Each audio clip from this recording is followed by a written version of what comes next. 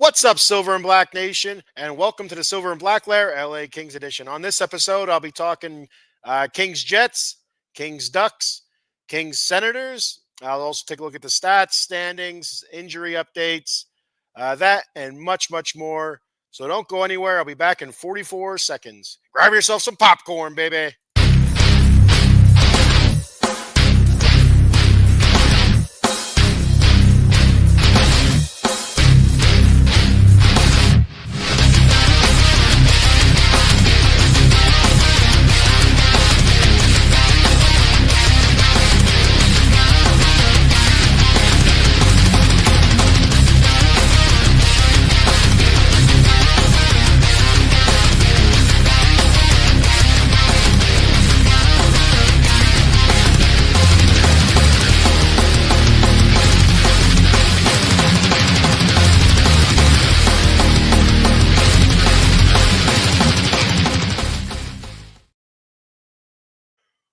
What's up, hockey fans? Welcome to the Silver and Black Lair LA Kings edition. I'm your host, the Bat Fry, Kenny Fry. Welcome to what day is it? Tuesday, I think. Yeah, I think it's Tuesday. It might be Tuesday. It's Tuesday. Yes, it is Tuesday. Hope everybody's doing well out there. Hope your Thanksgiving holiday was good. Mine was very good, very productive, and got myself some good turkey and didn't put on any weight, so that's good. If the weight loss is still under control. All right, hip hip hooray! So coming up on this episode, like I said in the opening, I'm going to take a look back at the week that was for the LA Kings, and go over those games and talk a little bit about them. Then I'll also do the stats, standings, my typical stuff, some injury type stuff, and then go ahead and get the heck out of here. So, all right. So kicking this shindig off, we'll talk Kings versus Jets, which was last Wednesday. Huge game. It was a huge game. The Kings were just coming off a 7-2 loss to the Sharks, just getting absolutely throttled against the Sharks, and which was actually a better game than what the score indicated, and that 7-2 score indicated. The first two periods, a lot of fun to watch. Both teams high, fast-paced, high-octane feel to it. That the Sharks just took over in the third period there. The things kind of snowballed for the Kings, and that was that. So we move ahead to the best team record wise in the league at that point, where the Winnipeg. No, I was going to say New York Jets. Wrong sport. The Winnipeg Jets, and huge task at hand for the Kings. Huge task. The last thing you want to do is drop another game, and Kings were kind of playing kind of shakily. They weren't playing very good. They weren't playing terrible either, but they weren't getting wins. They were not playing well. Well enough to get wins, I should say. And so good into that game against the Jets. You weren't sure what Kings team were you going to get. The Kings team that plays down to its competition against teams like the Sharks and whatnot. Or are you going to get a team that's up for a big task at hand against a team like the Jets? And I think we got the latter. We got the team that was up for a bit of a challenge and did one hell of a job. Probably the best game that I seen them play all season. They had the one game I believe was against Detroit, where they played phenomenal. I don't remember that score. If it was like 5-1 or 6-1 or whatever it was. They looked really good to get that one game against Detroit. But this one I felt like was probably their best game end to end, and against a really really good team. So. Let's get into the scoring here. First period, we had Anze Kopitar kicking the scoring off for the power play goal, his seventh of the season. Really early in the game, it was an early penalty. If you were late to the show, late to watching that game, you missed it. It was like a minute or two in, not even. It was really early in the power play that we scored. I don't remember how quick it was. It was I feel like a few seconds. It wasn't long at all. But it was a Kopitar power play goal, seventh of the season at that point. Kempe with the assist, his 12th assist of the season, and LaFerriere his seventh. That made it 1-0 Kings. It was a nice redirect off of a Kempe shot by Kopi. Just a little tip. That's all it takes. You get the. You hear a lot of if you listen to the Kings game on the radio or even on watching the Kings home broadcast, they do bring this up a good bit. Is get the pucks on net. Get the pucks on net. Anything can happen. Anything can happen. You look for redirects, rebounds. Stuff like that, you just don't know, or a misplay by a goal, you just don't know. But you got to get the puck on net. If you're not getting the puck on net, it doesn't matter. Get the puck on net, and good things will happen. And a good thing happened there. So the Kings hold court the rest of that period. You go into the second, 1-0 Kings. Second period, Philly D makes an appearance. Philly D's been playing really, really well. Just hasn't been showing up on the score sheet as much as you'd like. But he gets the goal in this one. His second of the season. Turcotte with the assist, his sixth, and Laferriere with his second point of the game. His eighth assist of the season. That made it 2-0 Kings. That was a nice Turcotte backhand pass to Philly D. Philly D shoots it once, and I think the Winnipeg goalie, whose name I'm spacing on right now, it looked like he thought he had it because the way he had to pose, like you can tell sometimes the way a goalie poses, they kind of freeze, stiffen up, and they don't want to move. They don't want to drop the puck. It looked like he thought he might have had it, like maybe in his armpit or up in his jersey somewhere. The way he just froze, that he didn't see it trickle down and fall back to the ice, and then Philly D was able to get it around him and get it into the net there to make it 2-0 Kings. Uh, a little bit later in that period, our old pal Gabe Velarde scored a power play goal. Uh, his ninth goal of the season. That made it 2-1. So the Winnipeg Jets were able to answer later in that period. But the Kings end in the second period, still on top, 2-1 lead. And Riddick looking solid in the game. Defense looked very, very good up to that point, not allowing a whole lot of shots, just really doing a great job on the forward check, the back check, great work around the boards. I thought fighting for those pucks and just not giving the Jets any opportunities to really set anything up. So we go to the third period. Kevin Fiala scores his eighth of the season, assisted by Brent Clark, his 12th assist of the season, and Joel Edmondson, his fourth assist. That made it 3-1 Kings. Again, just put the puck on net.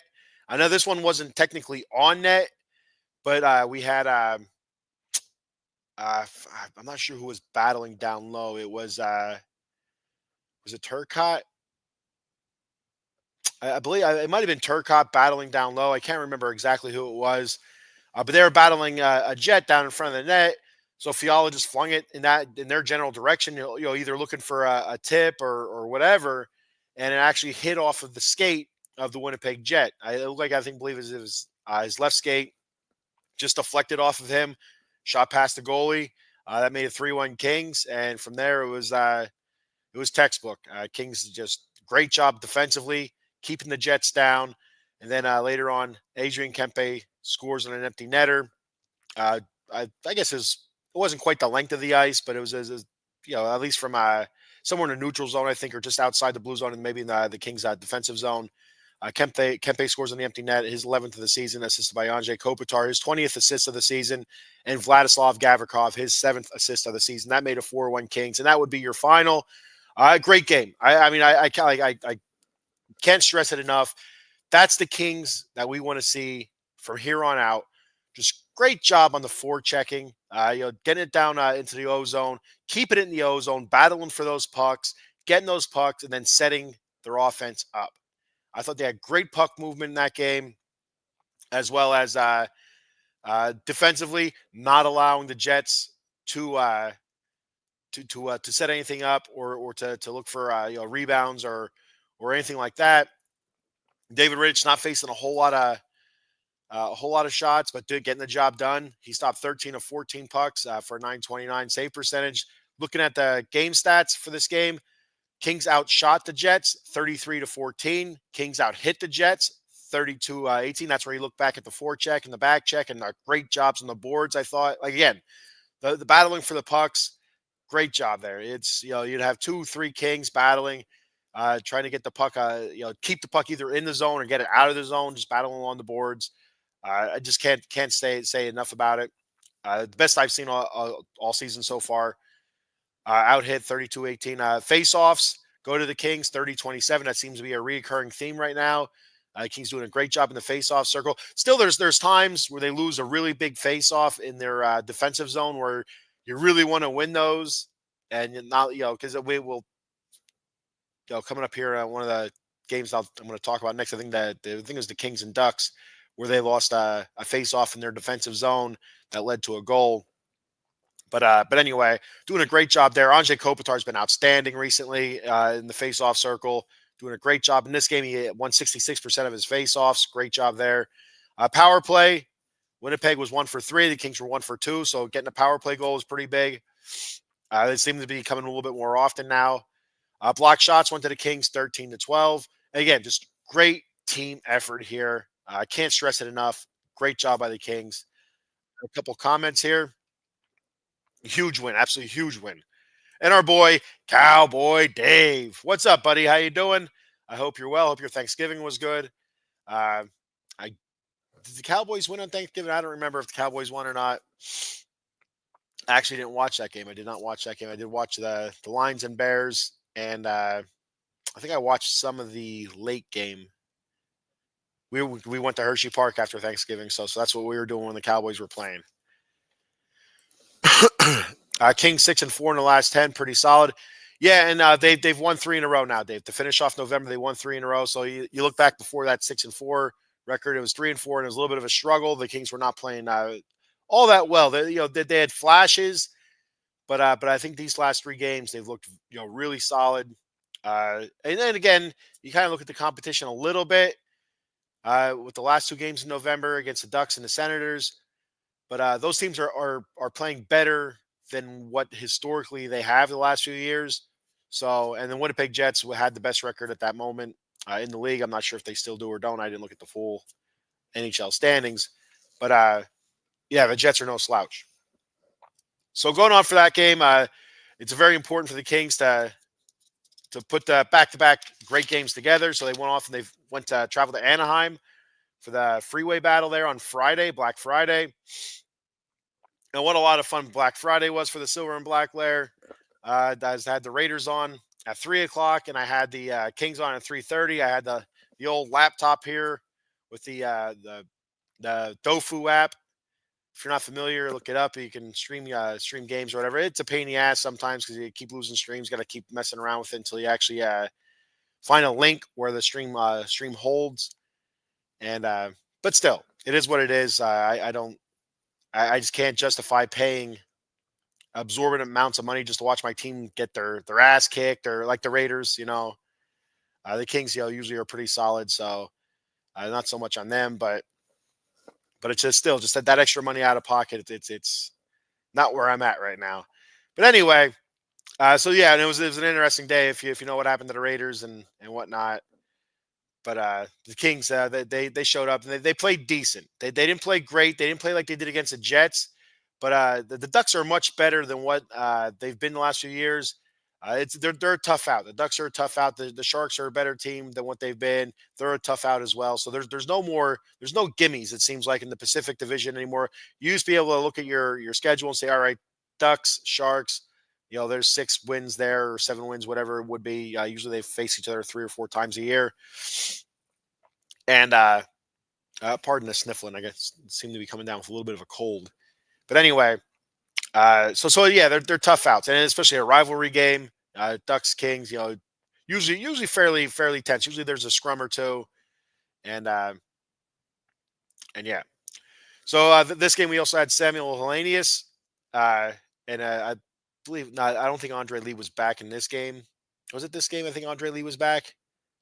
I don't remember now. I think Andre Lee made his return this game. He was called back up after the Keel Thomas injury against the Sharks.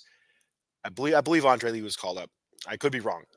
There's one of these games. There's one of these last 2 games that Andre Lee was brought up, and I love seeing that Andre Lee, Samuel Hellenius, Trevor Lewis line, and we'll get to Trevor Lewis a little bit later here. But I love seeing that especially Samuel Hellenius and Andre Lee, a couple of young guys getting the opportunity, a couple of young big guys, especially that Hellenius, man. He's a big fella and he likes to hit. I'm down with that. I hope the Kings keep him around a little bit to let him continue work through being an NHLer and see what he can offer. So looking at this game, the Kings end up winning this game 2-1. First period, no goals. Back and forth, a physical game, and fast paced. I felt like the Ducks were kind of outpacing the Kings a little bit in that first period. and maybe a little bit Thanksgiving hangover. but and this was also the first career NHL start for Erik Portillo, and he looked a little bit nervous, a little bit shaky there in the beginning, allowing a lot of rebounds, which is nerve wracking as hell. Watching a puck come in and he can ice it, but he's not. It's just dropping it in front of him, and the Ducks are getting second shots, or the Kings have to clear it real quick. But still, he did a hell of a job. We'll get to him a little bit more. Second period, the Ducks kick off the scoring. Strom or Strame, Pastrame. I don't know how you say his name. He scored his fifth of the season. That made it 1-0 Anaheim, and that's the goal I was talking about, where it was Kings were in the defensive zone. Ducks win that face off. Then I watched the replay a couple times. It was a really nice setup, a beautiful setup.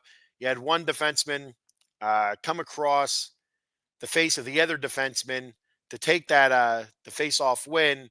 And as he did, he dropped it back off to that defenseman that kind of looped around him, and he just fired it in. Just shot it in. Never saw it coming. Great setup by the Ducks. Great job. And those are the face-offs you have to win in your defensive zone. You got to do it. But Kings did not, and they bit them in the ass. It bit them in the ass in that one. But the Kings were able to tie it up. Alex Turcotte, he scores his second of the season, assisted by Alex Laferriere, who's starting to heat up a little bit here, which is great to see. Started off the season super hot, and there's talks of him maybe in this year's Trevor Moore 30-goal scorer. Kind of cooled down a little bit. Now he's starting to heat back up here heading into December. But Turcotte, he gets that goal. Laferriere, he actually gets a turnover in the neutral zone, and he and Turcotte, I believe, it's a 2-on-1 break.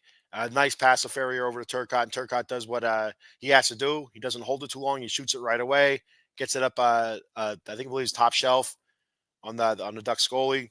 Great job there with those two. It made it 1-1. 1-1 heading into the third period. Laferriere gets his 10th goal of the season, assisted by Brant Clark and Philly D. And this one comes off of a rebound. Laferriere's crashing the net. I believe it was Philly D shot it. I believe it was a Philip Deneau shot. You had Brant Clark following it up, crashing the net. He got a stick on it. And another rebound. I don't know if he actually got the shot on net, but he did. Brant Clark definitely got a stick on it, and then Laferriere right behind him, crashing the net, and he was able to knock it in. Great job, and I'll tell you that's something you want to see. That's something the Kings have to continue to do, is crash the net, get bodies in front of that net, follow up these shots, look for those rebounds, make the goalie uncomfortable, make those sight lines. Don't give him any sight lines. That's what I'm trying to say, and continue doing stuff like that, and you're gonna get more goals. The Kings, goals have been hard to come by a little bit here. Now the last few games, a little bit better, but goals have been tough to come by so far this season. I feel like with the Kings going into a new system, it's bound to happen. Last year doing a 1-3-1, a highly defensive system. They go into this 1-2-2. Again, defensively doing a great job. Offensively, still waiting for it to come around a little bit.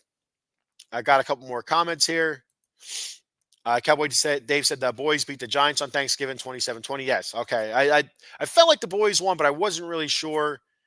And that's when we were at Hershey Park. And I'm sure lots of people were wishing they were at Hershey Park and watching a game like that, Cowboys and Giants.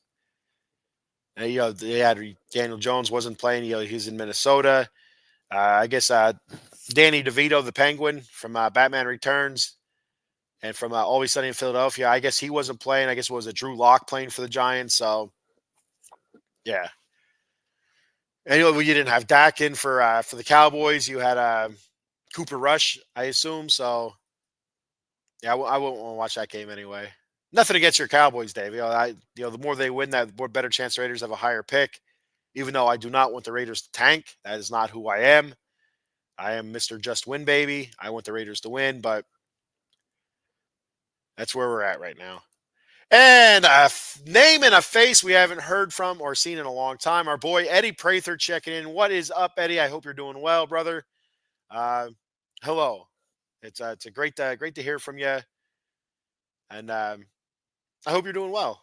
I hope you're doing well. I hope you're enjoying. What I think you live out in Arizona or something like that. I hope you're enjoying the West Coast out there, and all that good stuff. Wrestling. I think you're I think you're a Cowboys fan as well. The Raiders played their asses. They did play their asses off. The Raiders did absolutely play their asses off, and I'll talk a little bit more about that when I do the Silver and Black Layer a little bit later in the week. Silver and Black Layer Raiders, and but yeah, it was just it's a tough game, and I'll tell you, the Raiders have a lot of questions to answer coming up here with if you have Aiden O'Connell continue to play the way he played in that second half, if he plays the rest of the season like that, and whether or not the Raiders win or lose is it doesn't really matter right now. But if he continues to play the way he did that second half, you have some questions to answer because I'm telling you what, and I'm starting to get pissed now. I'm starting to get pissed, and I seem to do this a lot in the Silver and Black Layer Raiders edition. I don't get pissed on the Kings edition because usually it's there's a lot more positives than negatives. But the thing that really irks me about Antonio Pierce and the way he handled the quarterback situation coming into the season was okay. They brought in um, Gardner Minshew. They bring in Minshew Mania, okay, and they said he won the starting job. The Raiders want to get off to a fast start, see if they can get off to a fast start and go from there. Because the first four games looked like there was at least three of the four were winnable. You're kind of iffy on the Baltimore game, but they felt like they can get off to a good start and then go from there. Where if you go back and you watch preseason and you hear your reports from your experts that are at like preseason camps and stuff like that, uh, Aiden O'Connell was a better quarterback. And so why we started off with Gardner Minshew and didn't give Aiden O'Connell the chance to start game one is beyond me. It's absolutely beyond me. And I brought that up early on in the season when starters were announced and they announced who the starting quarterback was going to be. I said I thought Aiden O'Connell won that job just by watching him during the preseason. And it's hard to tell in preseason because you're going against twos and threes sometimes. You're not going against starters, but that's he looked better. He looked confident. He looked more accurate. He just looked like the better quarterback, and they still gave it to Gardner Minshew. I don't understand it, but yeah, the Raiders did play their asses off. They absolutely deserved to win that game, and it was just a mistake. I don't know if again the way I watched it. Uh, I know a lot of Raiders fans were pissed that it should have been a false start because you had the one referee blowing the whistle, running in, signaling for the false start like this, and they called it was it illegal motion or whatever, or illegal was it illegal motion or it was a bad set. I don't remember exactly what the call was, but when you look at it, when the ball was snapped, I believe everybody moved. So that's not going to institute a false start, right? If he snapped, nobody moved, and the ball hits off of AOC, then that should be a false start on your center, and that's that. You should get a redo there, but it would have been a 10-second runoff, I believe, and then you just kick the field goal, and again, Carlson was usually money, struggled that game. Kansas City's not the easiest place to kick anyway, but he struggled. I think he missed 3 field goals. And right there's the game anyway. So if it butts were candy and nuts, I mean, it doesn't come down to one game, one play in a game. I'm a big proponent of that. But just looking at that play, you had the guard tap JPJ, the center, on the leg, let him know, hey, we're ready. And then he snapped the ball. So, I mean, whose fault is it? It doesn't matter. It doesn't matter. It doesn't. Games are not won and lost on one play. So, Cowboy Dave said your Raiders got robbed on Black Friday. Yep. Bowers is solid tight end. Absolutely. Bowers is the real deal. Go with the young kid. We already know what Minshew is. I don't know. I still don't know what Minshew is, to be honest with you, Eddie, because he played well, really well last year at the Colts. Now he came back with the Raiders this year and did not look good. So I still don't know what he was. Illegal shift. That's what it was. Okay. Illegal shift. But again, I don't know. I don't know about that. I don't even know if maybe it should have been a non-call. I don't know because when I watched the replay, to me it looked like when Jackson Powers Johnson snapped the ball, the whole offensive line started going. That tells me the play's on, and it's just a fumble. But before I do the Raiders, the Black and Silver and Black Lair Raiders edition later this week, I'm going to go back and watch the play a couple more times, just because I want to be sure of what I'm saying, and I'm not 100% sure what I'm saying right now. So I just know what I've seen. I've seen the play like 2 or 3 times already, but I want to go back and watch it again a couple more times before I do the show. So back to the Kings and Ducks. Again, a Kings 2-1 win. LaFerriere gets the game-winning goal there in the third period. Like I was talking about before, crashing the net. Looking back, Erik Portillo wins his NHL debut. A really odd game for the kid. He's, like I said, he started off nervously, allowed a lot of rebounds. As the game went on, you could tell he started feeling more comfortable, and he did a great job. He did a really, really good job. I don't know if he'll get another start this season or not, unless there's another injury, because it looks like Kemper's getting close to coming back. Uh, and I'm assuming they'll start Riddick against the Stars coming up here on Wednesday. We'll talk about that a little bit later. But Portillo stopped 28 to 29 shots. He had to leave in the third period as he was making a save or just going left to right or right to left, whatever it was, in between the in between the pipes there of the goalie net. His blade got caught on the one pipe, and it pulled his blade out of his skate. And so he had to go back into the locker room to get that fixed. And that means you had to bring a cold David Riddick in. And of course, uh, he had a couple uh, tough shots on him. So he had a couple really tough saves before Portillo was able to come back in. So that was interesting there. And tough spot for Riddick to be in, but he did a good job. He got Riddick stopped 2 of 2. But again, the all eyes on Portillo there, 28 of 29. 966 save percentage. Great job by Portillo. And it was great to see. I was hoping that he would have got the nod to start up with the Kings this year. But when they re-signed Riddick in the offseason and then they traded for Darcy Kemper, I knew it wasn't going to be. I thought there might have been a chance that Riddick started down with Ontario and gave Portillo a shot, but it was a very, very slim chance, especially with the way Riddick played last season. Riddick played very good last season.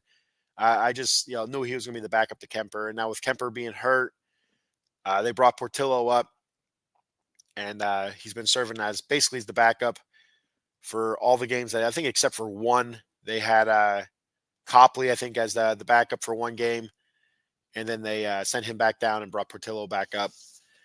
So that's where we were. Looking at the team stats, also Anze Kopitar, again, great job with face-off percentage, 65%. Like I said, he's been outstanding. Team stats. Anaheim outshot LA 31-18. It hasn't been many times this season LA has given up more than 25 shots. Usually it's the low 20s. They gave up 31 shots to Anaheim. You got to give Ducks credit. They were fast. They were high paced. It was a really good game. It was a hard hitting game, and it was a lot of fun to watch. The Ducks look good. I thought that they look better than they have past seasons. So that's a little bit nerve-wracking there, but it is what it is. And the Kings came out to win. Ducks outshot the Kings 31-18. The Ducks out-hit the Kings 25-18. The Kings won in the face-off circle 28-25. Kings were 0 for 2 on the power play. Ducks were 0 for 3. And block shots, the Kings had 9, and the Ducks had 20. And like I said, the Ducks played very well. And the Kings, maybe a little bit of a hangover after Thanksgiving. I'm not really sure. But a win's a win. And we have LaFerriere, looking very good. And Erik Portillo did a great job between the pipes. Samuel Hellenius, like I said, him getting another nod there at center. 6 hits, and he played big, especially in the third period. He had a couple of big checks there along the boards, and he did a good job. The forward checking wasn't all that great for the Kings. The back check, it was all right. The work along the board was okay as well. The Ducks. I feel like the Ducks outplayed the Kings. The Kings just a little bit more talent than the Ducks, and were able to come away with the victory. And we'll take it. We'll take it. So that was the first of a back-to-back, and the Kings. That was a Friday game, so the Kings went on Saturday then to play the Senators back in LA, and that's a 5-2 win for the Kings. Dave with his, another comment says Kings have a tough matchup with the Stars tomorrow night. Yeah, a tough matchup and a big matchup with a couple nights off here, so they're gonna be well rested. But sometimes a little bit too much rest can be a little bit harmful than helpful. But we'll see what Kings team shows up. So the Kings beat the Senators 5-2, and another it was a you see that 5-2 score, and all Kings dominated. No, it was a very good game. Senators look good. Is again fast paced, but again the Kings I felt like defensively controlled the game and did another great job with their on the forecheck. Uh, Back checking they did okay. If my memory serves me, which usually doesn't. The back check was okay. Working along the boards, those board battles, I feel like was probably kind of neutral. I feel like the Senators looked pretty good against the boards. The Kings looked decent against the boards as well. It was just I feel like it came down to talent, and I feel like the Kings were able to exploit theirs more than what the Senators were able to. Meaning that they're able to get their uh, talented scorers in the right positions. And of course, Kevin Fiala had a great game. Kevin Fiala had probably one of his better games of the season, and it's something I talked about before. Especially on X, something as long as I get to watch the game, usually I'll comment live on X. And when you get the good Kevin Fiala, he is really really good. You get the bad Kevin Fiala, he's I don't want to say really bad, but he's not great. And there's times, especially last season, and it's one of the things that give me so much hope about Kevin Fiala. You get those boneheaded passes, just across ice, and they end up getting intercepted either in a neutral zone or defensive anywhere on the ice. There's a couple in defensive zone. It's like what in the hell is this guy doing? Or he'll take a stupid penalty, but there's times he'll go on stretches, games, 6, 7, 8 games in a row where he'll just be dominant. He'll be straight up dominant, either on a scorecard or setting other people up, and he won't make a mistake. And he's out there, and you can tell he looks like he's the best player on the ice. So that's what gives me so much hope and so much positive outlook on Kevin Fiala. I don't get down on him too much when he has those stupid mistakes, but it's just solid player, very solid player. When he's good, he's really really good. When he's not good, he's okay. So if that makes any sense, I don't know if it does. It does to me. That's what matters. So looking back at the first period, we had Alex Laferriere score his 11th of the season. Like I said, Laferriere's heating up, which is great. He won 6 games in a row with no points, and now he had I believe it was 5 points in 3 games. Yeah, so he's been hot. He's been doing a great job, and a lot of that's been his work in front of the net, and just throwing pucks at the net or looking for rebounds, crashing the net. Where he should be. That's where he was buttering his bread earlier in the season. Got away from it a little bit, and but now he seems to be working the front there a good bit more. So his Laferriere goal, his 11th of the season, assisted by Philly D, his 11th assist of the season, and Jordan Spence his 4th assist. That made it 1-0 King. And again, it was a nice pass from Philly D, and I think the thing that aided this goal so much was Laferriere. When he shot it, he kind of whiffed on it. I think was it a one timer? I don't remember if it was a one timer or not, but he kind of whiffed on it, and so it was a bit of a change up, and so I think that threw the goalie off a little bit, and that could have aided that goal there. But a goal's a goal, no matter how it gets in. Then you had Stützle. He scored for the Senators, tied it up there in the first period. That made it 1-1, and we all know Stützle, will be forever tied to the Kings as long as Quentin Byfield is the King, because the Kings that season had, I don't know what year it was 2019 or something like that, or 2020. I'm not exactly sure, but the Kings had the second overall pick, and the Senators had the third overall pick, and the Kings took Quentin Byfield over Stützle, and so far Stützle offensively has had the better career so far, but yeah, it is what it is. You can go back and probably do that for almost every draft, but it's a King show, and that's what it is. So that's why I mention it. Second period, the Ottawa Senators actually took the lead. Gaudette scored his 12th of the season. That made it 2-1 Senators. The Kings were able to answer back on a Kevin Fiala unassisted goal, his ninth of the season. He stole. He actually stole the puck from the player in the defensive zone right in front of the net. It was right in front of the Senators' net. The defender got the puck. Kevin came up, I think, from behind the net, stole it from behind him. Uh, you had the defender crashing in the net to stop Fiala, and I guess he kind of, I don't know, he kind of just he passed the puck to himself, is what it looks like. He uh, he pushed the puck in front of the goalie, across the goalie's face, and he went around the defender, and the puck was on the other side of the defender, and he just quick shot. Great job by Kevin Fiala.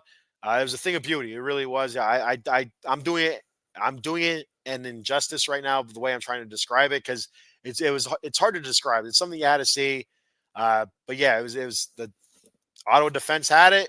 He came up from behind the net, stole it from the defender, kind of passed it to himself, looped around the other Ottawa defender, quick shot in, and that's Kevin Fiala. Yeah, that's Kevin Fiala. When he's right, the dude is right. Like I said, that was his ninth of the season. That tied it up 2-2. So going into the third period, it was 2-2. When Anze Kopitar breaks the tie with his eighth of the season, assisted by Trevor Moore, his 11th assist, and Vladislav Gavrikov, his eighth assist of the season, made it 3-2 Kings. And this one, it was a great job by Anze Kopitar. He had a shot by Trevor Moore, the rebound, and Anze Kopitar was able to whack it out of midair into the net, was able to keep his stick below the crossbar. Remember, if that stick goes above the crossbar, that's a high sticking, would have been no goal. And I think it probably would have been, I don't know. I don't know. I don't think it would have been a penalty. Um, but it would have been a disallowed goal. But he kept it. He waited for it to drop below the crossbar, whacked it in. Great hand-eye coordination. Great job by Anze Kopitar, the ageless one, 19th season in the league. Just doing it, amazing things. Amazing things. So good for him. That made it 3-2 Kings. Not too long after, Adrian Kempe scores his 12th of the season, a power play goal. There we go. I need those power play goals. Assisted by Kevin Fiala, who did a great job setting this up. His 7th assist of the season, and Quentin Byfield, his 8th assist of the season, made it 4-2 Kings. And it was great puck movement on the power play. As around the top, across the ice. It's just great job. They showed a great uh,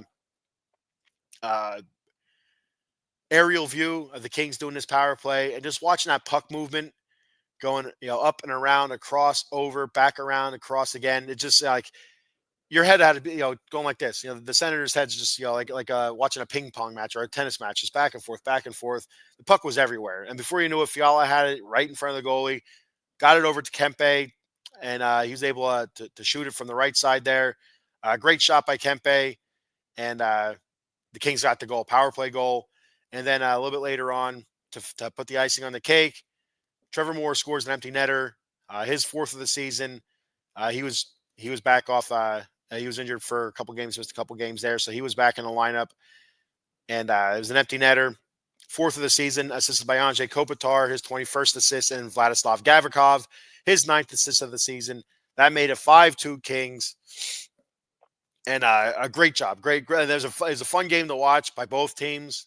The 5-2 score isn't indicative of the way the Senators played. The Senators did play very well, but the Kings were able to have a big third period there and put the game away. And that we need more games like that where we get into the third period. The Kings that have been a very good third period team. The first period, not so much, even though we did get a goal in this game in the first period.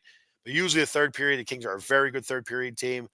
And that's where we want to be. We want to be close or tied or even, slightly ahead. And if the slightly ahead is a lot better in the third period, and just take it over from there with good, strong defense and getting timely goals. David Rittich, great job in this game. A lot of huge saves. He stopped 20 of 22 shots for a 909 save percentage. Anze Kopitar again in the faceoff circle, 68.2%. Awesome. Looking back at the team stats, Kings outshot the Senators 27-22. They out-hit the Senators 36-31. Face-offs went to the Kings as well, 31-23. Power play, Ottawa 0 for 1, Kings 1 for 3. That one penalty against the Kings was on Quentin Byfield, interference call, I believe. Block shots also went to the Kings 20-14. And awesome. Awesome win by the Kings.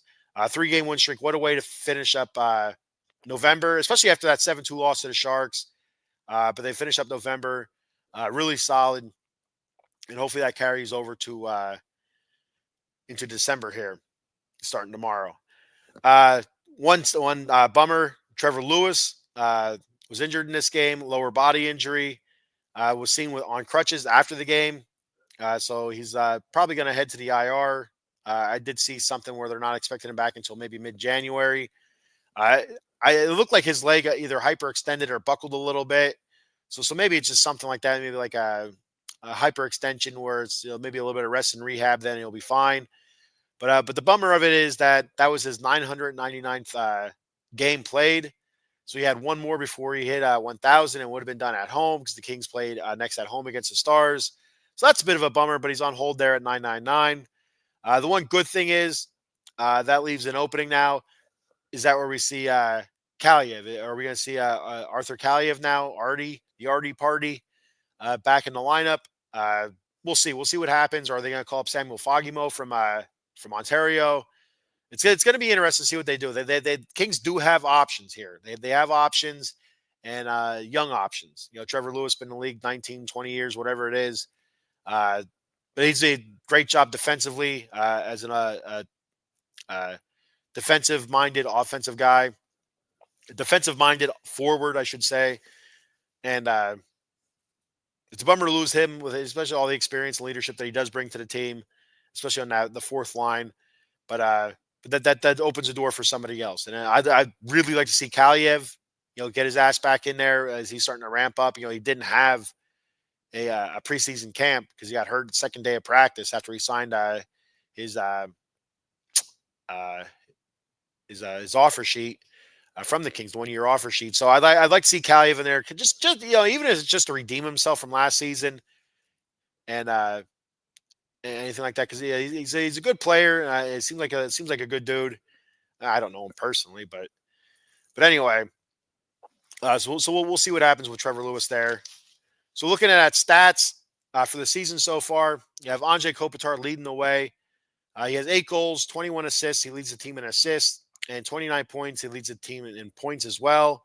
A plus-minus rating of 10, and his face-off percentage is 58.1%. Kempe leads the team in goals, 12 goals. He gets 12 assists, 24 points, a plus-minus of 10. Laferriere, 11 goals, 9 assists, 20 points. He's at a plus 11. Brant Clark, 3 goals, 13 assists, 16 points, leading all defensemen in points on the team. He's at a plus 6. Kevin Fiala, 9 goals, 7 assists, 16 points. He's at a minus 6.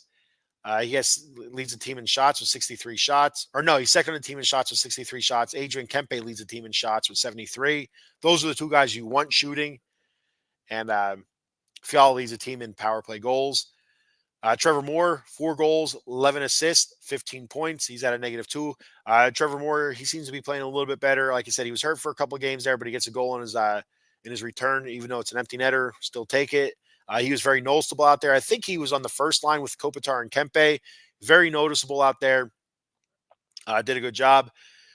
Philip Denault, 2 goals, 11 assists, 13 points. He's at a plus 3. His face-off percentage is pretty good too, 54.2%. That's second on the team. Quentin Byfield, 3 goals, 8 assists, 11 points. Still waiting for him to break out. He's at a minus 3. Warren Fogle, 6 goals, 5 assists, 11 points. He's plus 7. Vladislav Gavrikov, 2 goals, 9 assists, 11 points. He's a plus 12. He's a team leader in the plus minus. Alex Turcotte, 2 goals, 6 assists, 8 points, plus 11. And Trevor Lewis, 3 goals, 4 assists, 7 points, plus 3.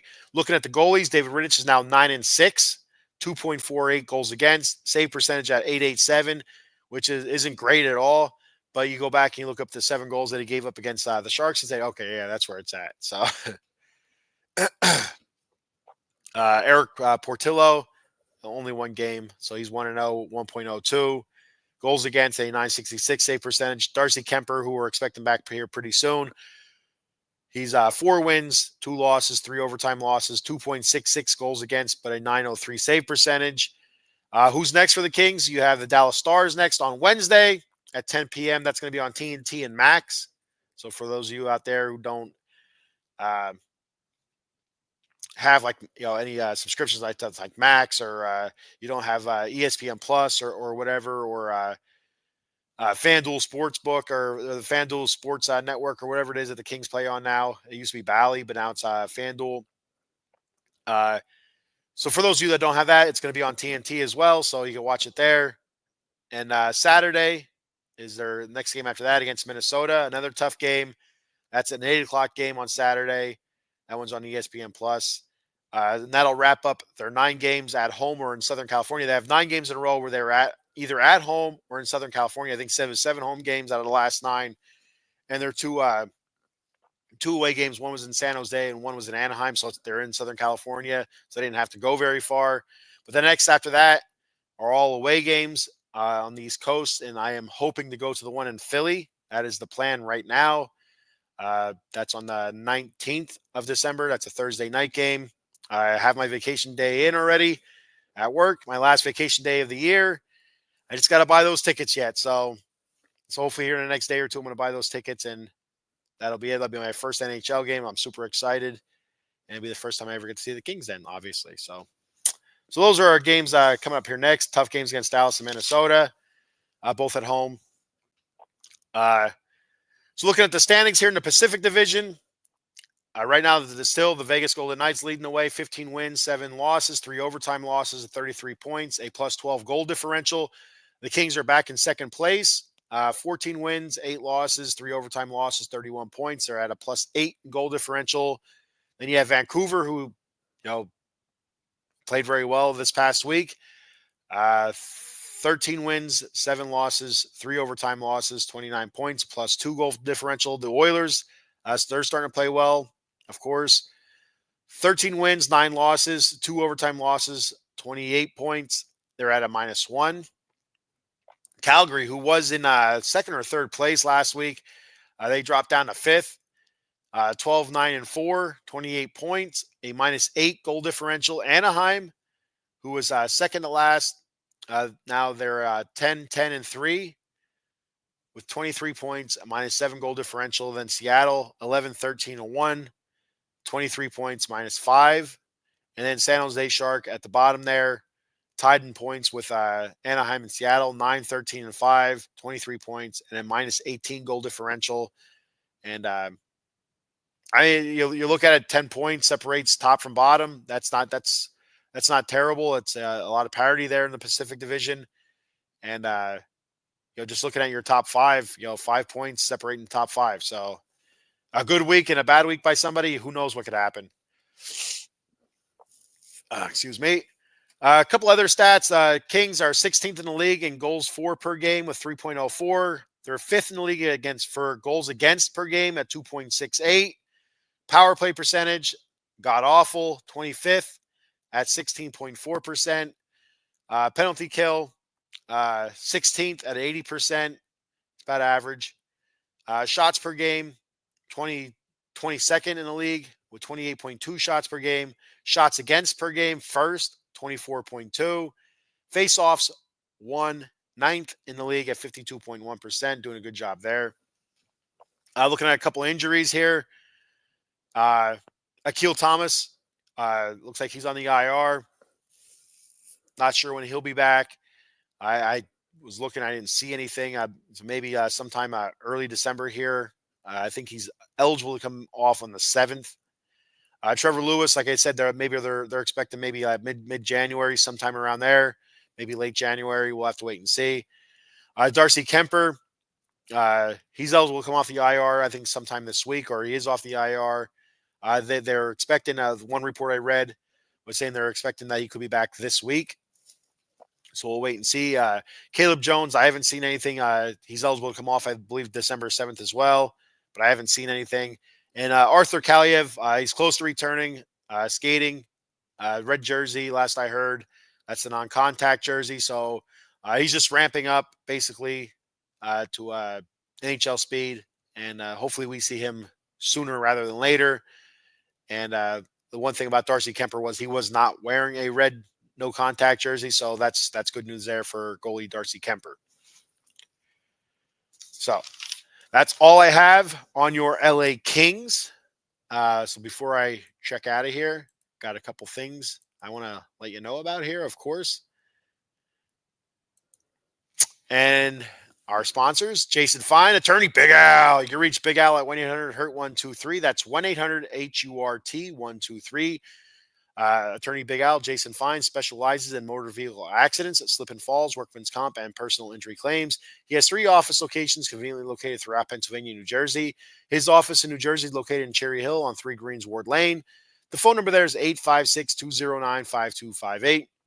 He has 2 offices in Pennsylvania, one in Philadelphia at 1628 JFK Boulevard, Suite 2120. The phone number there is 267-888-2980. And he has one in Pittsburgh on 500 Grant Street, Suite 2900. The phone number there is 412-365-8151. Let him know that Out of the Box Sports sent you, and he'll hook you up with a great deal. That's Jason Fine, attorney Big Al. For me personally, you can help me out by checking out W Energy Drinks at www.w.gg. That once again is www.w.gg. You use the promo code The Bat Cave. That's all one word, no spaces. The Bat Cave. So that'll give you 10% off your order. So if you want to help me out, I'd appreciate it very much. Yeah. So and W Energy Drinks, great product. They have powdered energy drinks, and they come in tubs. They also have packets of them. They have hydration drinks as well. You hear like Liquid IV. They have something similar to that. Hydro packs. They come in little packs as well. There's shakers, some cool ass shakers, a wide variety of shakers, t-shirts, hats, all sorts of swag there as well. They also sell their energy drinks in cans online. So check them out. It's a great product, all natural, jitterless energy drink, which I can testify it is jitterless. It gives you that little extra boost that you need. That sometimes if you get the jitters from coffee or from other energy drinks like Monster, or Red Bull, or whatever, W does not have that jitter, but still get that same boost. And so, like I said, great flavors. And so check them out. Check them out. Let me know what you think. I'd appreciate it very much. You can check me out on X at SB_Lair_OOTBE. You can see it there right underneath my name. Once again, at SB_Lair_OOTBE on X. Also, my YouTube channel is at the Batcave_OOTBSE. My YouTube channel, once again, is at the Batcave_OOTBSE. If you don't mind giving that a sub, I'd appreciate it very much. That's where all my shows are at. Or if you want to check out all of Out of the Box sports shows, which I highly recommend, give them a follow on X and sub on YouTube at OOTBox Sports. Once again, their handle for YouTube and X is at OOTBox Sports. Like I said, give them a follow and a sub. That will have a lot of great shows. Guys doing a Giants podcast, New York Giants, Washington Commanders, a great show there. That's on after me here at 8:30 p.m. tonight. So be sure to check that out. Sully Squad doing all Philadelphia sports. The wrestling show, the part-time marks. I don't think they'll be on tonight. The last I seen, but and the Atomic Drop will be back eventually. I promise you. All you wrestling fans out there who I need Cowboy Dave, the Bat Fry, and Adam Glenn. I need them back. We'll be back. I just it's been a struggle for me with timing and getting things going here. It's just getting a chance to watch wrestling on a regular basis. I haven't been able to do it. Did get a chance to watch Survivor Series this past weekend. It was a great show, I thought. And so it will be back eventually. Probably looking more closer to the new year, to be honest with you, just to kind of hit a reset button and start fresh with the Atomic Drop. And but keep your ears to the ground for that and everything else that is Out of the Box Sports. And appreciate it very much. So that's all I have for today. Thank you, everybody, for checking the show out. I appreciate it very much. I'll be live tomorrow, 10 a.m. with the Batcave, talking New York Mets baseball. So tune into that. And I'll be on again with the Kings, recapping the the week that was this week would be Dallas Stars and the Minnesota Wild. We'll be live again probably next Tuesday. I'll have to check my kids' sports schedule because I like to do it later instead of the morning because it's Los Angeles Kings, so that's West Coast. I'd like to get it a little bit on a little bit later, but I'll check my kids' sports schedules and see what I have available. So, but I will be on early next week, Monday or Tuesday. So be sure to check that out. And yeah, so that's all I have. And go Kings, go!